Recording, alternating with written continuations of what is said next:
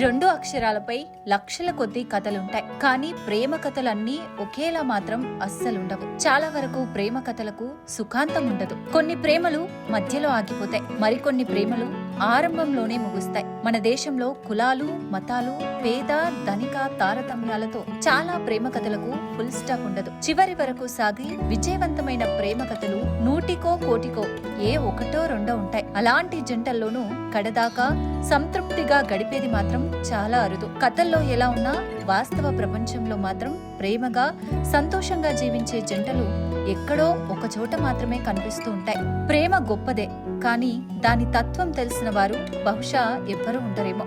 ఎవరికి వారు తమ ప్రేమ గొప్పదని భావిస్తారు. అయితే ఒక్కసారి ప్రేమని ఇద్దరూ అంగీకరిస్తే ఆ తర్వాత సినిమా వేరే ఉంటుంది. కొన్ని ప్రేమలు పెళ్లి బంధంతో కలిసినా ఆ తర్వాత జీవితం కొనసాగించలేక విడిపోయేవే ఎక్కువగా ఉంటాయి. అసలు సమస్య ఎక్కడ? ప్రేమ అనేది సరైనది కాదా, లేక జంటలు సరిగ్గా ప్రేమను చూపడంలో పంచడంలో విఫలమవుతున్నాయా?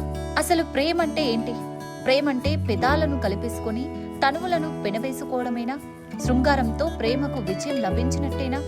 ప్రేమంటే ఏది నిజం? ప్రేమకు అర్థం అసలు ఎంతమందికి తెలుసు? సామాన్యుడి ఊహా ప్రపంచంలోకి మీకు స్వాగతం. ఓ మంచి కథతో మిమ్మల్ని ఊహా ప్రపంచంలో కట్టిపడేసి కొత్త భావోద్వేగాలను రగిలింపజేసి ఆలోచింపజేయడమే నా లక్ష్యం. నా కథను ఆదరించాలని సామాన్యుడిగా నా విన్నపం. ఎందరో మహానుభావులు, అందరికీ వందనములు. సామాన్యుడు.